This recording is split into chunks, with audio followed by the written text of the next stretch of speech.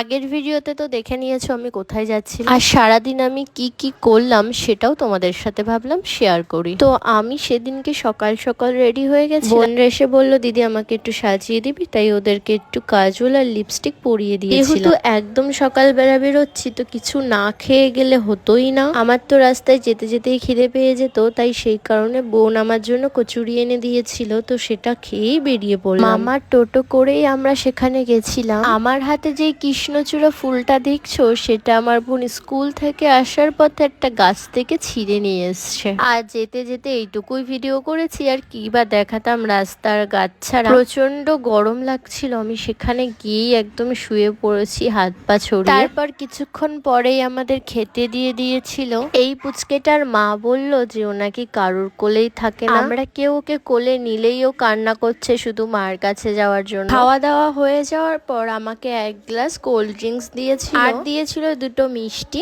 আমরা বেরোনোর সময় পুচকেটাকে একটু চটকে আদর করে বেরিয়ে পড়েছিলাম। কান্নাকাটি করছিল ঠিকই, কিন্তু বাচ্চাটা কিন্তু খুব কিউট ছিল। রাস্তায় যেতে যেতে মামা আমাদেরকে আইসক্রিম দিয়েছিল। আমরা কিন্তু যাব এরপরে আরো এক জায়গায়। আমি ওখানে যাওয়াতেই অনেকগুলো ছোট ছোট বোন এসে আমার সাথে কথা বলছিল, আর তারা এই ফুলগুলো আমাকে দিয়েছিল। তারপরে আমরা রাতে ডিনার করলাম ওখান থেকে। আর দেখছো আমার পায়ের দিকে লক্ষ্য করে আমি কিন্তু আমার স্কার্ট খুলেই খেতে বসেছিলাম। গরম পড়েছে, এই গরমে গায়ে কিছু বেশিক্ষণ রাখাই যায় না। তারপরেই আমরা বেরিয়ে পড়েছিলাম বাড়িতে যাওয়ার জন্য। তো চলো আমি বাড়ি যাই, আর আজকের ভিডিওটা এই পর্যন্ত। আর ভিডিওটা ভালো লাগলে আমাকে একটা ফলো করে দিও।